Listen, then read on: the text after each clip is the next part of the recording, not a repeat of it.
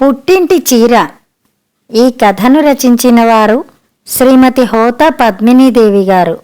ఈ కథ ఆంధ్రభూమి వారపత్రికలో 2007లో ప్రచురితమైంది.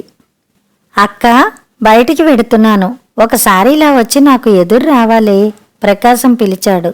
ఏమిట్రా విశేషం? సావిత్రి నవ్వుతూ బయటికొచ్చింది. నేను ఇంటర్వ్యూకి వెడుతున్నాను. సావిత్రి చిరునవ్వుతో ఎదురొచ్చింది అతనికి. థ్యాంక్స్ అక్క, నాకు ఈ ఉద్యోగం వస్తే నీకు పట్టుచీర కొంటాను. సరే అందామె నవ్వుతూ. నేను వేళాకోళంగా అనడం లేదు, ఇది నా వాగ్దానం. సరేలేరా, ముందు ఇంటర్వ్యూ బాగా చేసిరా. ప్రకాశం హడావిడిగా వెళ్ళిపోయాడు. వాడికి ఉద్యోగం వస్తే బాగుండును, కాస్త ఆర్థికంగా వెసులుబాటు అవుతుంది. నీకు మీ అక్కయ్యలకి పెళ్ళిళ్ళు చేసి పంపాక మళ్ళీ ఒక్క చీరైనా పెట్టలేకపోయాను. రాజారావు స్వరంలో బాధావేదనలు ప్రతిఫలించాయి. పోనీయండి నాన్న, మీరు మాత్రం ఎక్కడి నుంచి తెస్తారు అంది సావిత్రి. ఆయన వ్యధగా నిట్టూర్చాడు. ప్రైవేట్ కంపెనీలో చిన్న ఉద్యోగిగా పనిచేస్తున్న తనకి సముద్ర కెరటాల్లా ఒకదాని వెనక మరొకటిగా తరుముకొస్తున్న ఖర్చులు తలకు మించిన భారమయ్యాయి. భార్యకి బ్లడ్ క్యాన్సర్. ఆమె బతకదని తెలిసి దొరికిన చోటల్లా అప్పులు చేసి ఆమెను హైదరాబాద్ తీసుకెళ్లాడు. ఆమెకి జబ్బు ముదిరిపోయిందని, తాము చేసే వైద్యం ఏమీ లేదని డాక్టర్లు పెదవి విరిచారు. భార్య దక్కలేదు, అప్పు మిగిలింది. అతి కష్టం మీద ఆ అప్పు తీర్చగలిగాడు. ఈలోగా పెద్ద కూతురు పెళ్లికి ఎదిగి వచ్చింది. ఎంత క్లుప్తంగా పెళ్లి చేసినా పెళ్లి ఖర్చుల కోసం అప్పు చేయక తప్పలేదు. 2 సంవత్సరాల తేడాలో మిగతా 2 కూతుళ్ల పెళ్లిళ్ళు చేశాడు. తన కష్టాన్ని అర్థం చేసుకునే అల్లుళ్ళు దొరికారు. అదొక్కటే తాను చేసుకున్న అదృష్టం. కూతుళ్ల పెళ్లిళ్ళకి చేసిన అప్పు, వాటి వడ్డీ తీర్చేటప్పటికీ తన రిటైర్మెంట్ దగ్గరకొచ్చింది. బాధ్యతల బరువుతో అలసిపోయిన తనకి వృద్ధాప్యం, అనారోగ్యం తోడయ్యాయి. అతి కష్టం మీద జీవనం వెళ్లదీస్తున్న తనకి ఒకే ఒక ఆశ. ఆ ఆశ ప్రకాశం. వాడికి ఉద్యోగం వస్తే తనకి ఆసరా అవుతాడు అనే ఆశ. ప్రకాశానికి బ్యాంక్లో ఉద్యోగం వచ్చింది. కృష్ణా జిల్లాలో ఒక పల్లెలో పోస్టింగ్. అతని సంతోషానికి పట్టపగ్గాలు లేవు. ఇన్నాళ్ళకి నాన్నగారి కష్టాలు తీరాయి అంది సావిత్రి సంతోషంగా. మరీ అన్నాడు ప్రకాశం మొదటి నెల జీతం అందుకోగానే ఎలా ఖర్చు పెట్టాలా అని ఆలోచిస్తూ. 2 నెలల్లో సంక్రాంతి పండగ. మీ అక్కలకి బావలకి బట్టలు పెట్టాలిరా అన్నాడు రాజారావు. అబ్బబ్బా, నేనింకా ఉద్యోగంలో చేరలేదు, అప్పుడే ఖర్చుల చిట్టా విప్పకండి అన్నాడు ప్రకాశం విసుగ్గా. ఆ స్వరంలోని విసుగుదలకి రాజారావు నొచ్చుకున్నాడు. ప్రకాశం ఉద్యోగంలో చేరాడు. మొదటి నెల జీతం అందుకున్న అతని నుంచి రాజారావుకి 500 రూపాయలు మనీ ఆర్డర్ వచ్చింది.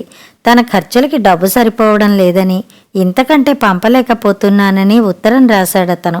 తనకి ఉద్యోగం వస్తే సావిత్రికి పట్టుచీర కొనిస్తానన్న అతని వాగ్దానం గాలికి ఎగిరిపోయింది. ఆ రోజు తమ్ముడు అన్న మాటల్ని సావిత్రి సీరియస్గా తీసుకోనూ లేదు.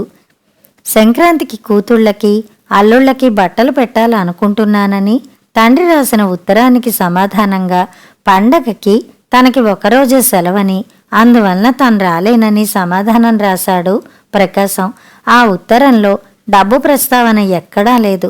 వాడు పండక్కి రాలేకపోతేనే డబ్బు పంపవచ్చుగా నిష్ఠూరంగా అన్నాడు రాజారావు. పోన్లేండి నాన్న, అక్కడ వాడేం అవస్థపడుతున్నాడో అంది సావిత్రి. సంక్రాంతి రోజు తాత, అమ్మ నాకు చెల్లికి పట్టులంగాలు కుట్టించింది అని ఎగురుకుంటూ వచ్చిన పెద్ద మనవరాల్ని ఆ వెనకనే పరికిణి కాళ్ళకి అడ్డుపడకుండా ఒక చేత్తో ఎత్తి పట్టుకుని బుల్లి బుల్లి పాదాలతో నడుస్తూ వచ్చిన చిన్న మనమరాల్ని సంబరంగా చూశాడు రాజారావు. ఎరుపు రంగు పట్టు పరికిణీలలో 2 బుట్టబొమ్మల్లా ఉన్నారు. ఆ 2 పరిశీలనగా చూస్తున్న ఆయన కళ్ళలో చివ్వున నీళ్లు వికాయి. ఎరుపు రంగు పట్టుచీర. ఇది తను సావిత్రికి పెళ్లికి కొన్న చీర కదూ. నా పరికిణి బాగుందా తాత? పెద్దది అడిగింది. నా పరికిణి బాగుందా? రెండోది అక్కతో పోటీకి వచ్చింది. బంగారు తల్లుల్లా ఉన్నారు రుద్ధస్వరంతో అన్నాడు. తాతగారిని భోజనానికి పిలవండే అంటే ఇక్కడే కూర్చున్నారా అంటూ వచ్చిన సావిత్రిని చూసి ఆయన గుండె చెరువైపోయింది. కూతురి ఒంటి మీద వెలిసిపోయిన చీరా జాకెట్టు తన అసమర్థతని ఎత్తి చూపిస్తున్నాయి. అయినా ఆమె ముఖంలో ఎంత నిర్మలత్వం, పూచిన పున్నాగల అంత స్వచ్ఛంగా ఎలా నవ్వగలుగుతోంది? అమ్మా, నీ పెళ్లి చీర చింపించి పిల్లలకి పరికిణీలు కుట్టించావా? అడగలేక అడిగాడు. అవును నాన్న, పిల్లలు కొత్త బట్టల కోసం పేచీ పెడుతుంటే నీకీ సంక్రాంతికైనా చీర కొనలేకపోయానమ్మా. పోన్లేండి నాన్న, సంక్రాంతి మళ్ళీ రాదా ఏమిటి? ప్రకాశం అంత సంపాదించుకుంటున్నాడు. తోబుట్టువులకి తలొక చీర కొనాలనే ఇంగిత జ్ఞానం లేదు. వాడికి ఉద్యోగం వస్తే నీకు పట్టుచీర కొని పెడతానని వాగ్దానం చేశాడు. అసలు మనం గుర్తున్నామా అని. పండక్కి రావడానికి సెలవు దొరకదట. దారి ఖర్చులు దండగా అనుకున్నాడేమో. రాజారావు కడుపు మంటను వెళ్ళగక్కాడు. చిన్న విధవ, ఈ సాంప్రదాయాల గురించి పెట్టుపోతల గురించి వాడికేం తెలుసు? మెల్లిగా తెలుసుకుంటాడు. తమ్ముడి స్వార్థగుణం అర్థమవుతున్నా తండ్రి బాధపడకూడదని ఓదార్పుగా అంది. నాలాంటి దౌర్భాగ్యుడు పిల్లల్ని, అందున ఆడపిల్లల్ని కనకూడదమ్మా. తల పట్టుకుని ఏడ్చాడు. ఛ, ఏం మాటలవి నాన్న. ఇప్పుడు మాకేం లోటని 2 పూటలా కడుపు నిండా తింటున్నాం. మీ అల్లుడు పండక్కి పిల్లలకి నన్ను బట్టలు కొనుక్కోమని డబ్బు ఇచ్చారు. నేనే అనవసరపు ఖర్చని ఆ డబ్బుంటే దేనికైనా పనికొస్తుందని దాచాను. మీరు మాకేదో పెట్టలేదని ఎప్పుడూ బాధపడను. మాకు పెట్టలేకపోయానని మీరు బాధపడకండి. వంట చల్లారిపోతోంది. భోజనం చేద్దురుగాని రండి. తండ్రి చెయ్యి పట్టి లేవదీసింది. అందమైన అబద్ధంతో తనను నమ్మించాలని చూస్తున్న కూతుర్ని ఆర్ద్రంగా చూశాడు రాజారావు. ఒకసారి మన ఊరికి రారా? నిన్ను చూసి చాలా నెలలయింది. పోనీ నీకు సెలవు దొరక్కపోతే నేనే నీ దగ్గరకొచ్చి 4 రోజులుంటాను అని తండ్రి రాసిన ఉత్తరాన్ని అయిష్టతతో చదివాడు ప్రకాశం. తండ్రి ఇక్కడికొస్తే తను కొనుక్కున్న ఖరీదైన బట్టల్ని, ఇంపోర్టెడ్ వాచీని, సెల్ ఫోన్ని చూస్తాడు. తనకొచ్చే జీతం తన ఖర్చులకే సరిపోవడం లేదని, తాను చెప్పిన మాట అబద్ధమని తెలిసిపోతుంది. తనే అక్కడికి వెళ్లడం మంచిది అనుకుని 2 రోజుల తర్వాత లీవు పెట్టి ఊరికి బయలుదేరాడు. హఠాత్తుగా వచ్చిన కొడుకుని చూసి ఆనందంతో ఉబ్బితబ్బిబ్బయ్యాడు రాజారావు. కొడుకు ధరించిన వెలిసిపోయిన చొక్కా, కుట్లోడిపోయిన పాత ప్యాంటుని చూసి నొచ్చుకున్నాడు. ఇవేం బట్టలురా అబ్బాయి?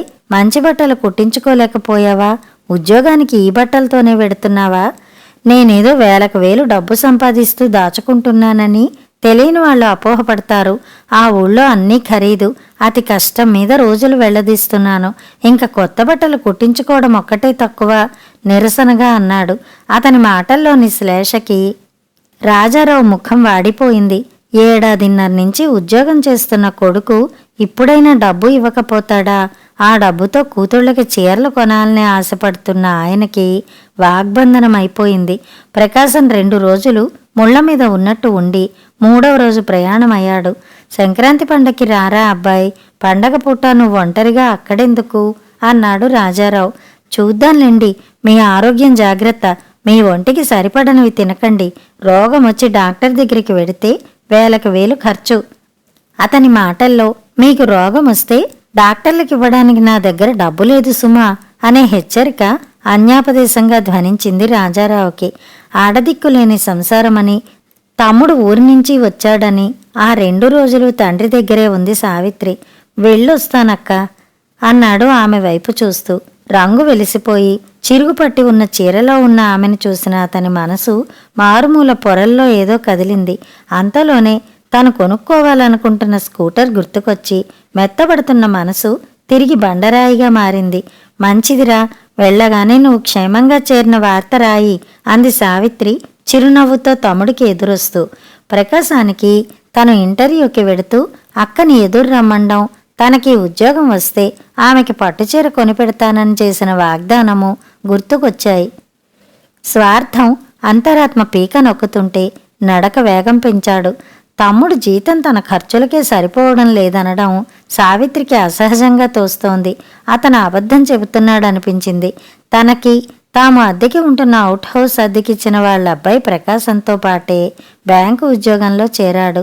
తల్లిని తండ్రిని బాధ్యతగా చూసుకోవడమే కాదు, ఇంట్లోకి ఫ్రిడ్జు, సోఫా సెట్ లాంటివెన్నో కొన్నాడు. కానీ ప్రకాశం తండ్రికి నెలకు 500 పంపడం తప్ప కనీసం ఆయన ఆరోగ్యం బాగుండడం లేదు. డాక్టర్కి చూపిద్దామనైనా అనుకోలేదు. నిజంగానే వాడికి జీతం సరిపోవడం లేదా, లేక ఏమైనా వ్యసనాలు?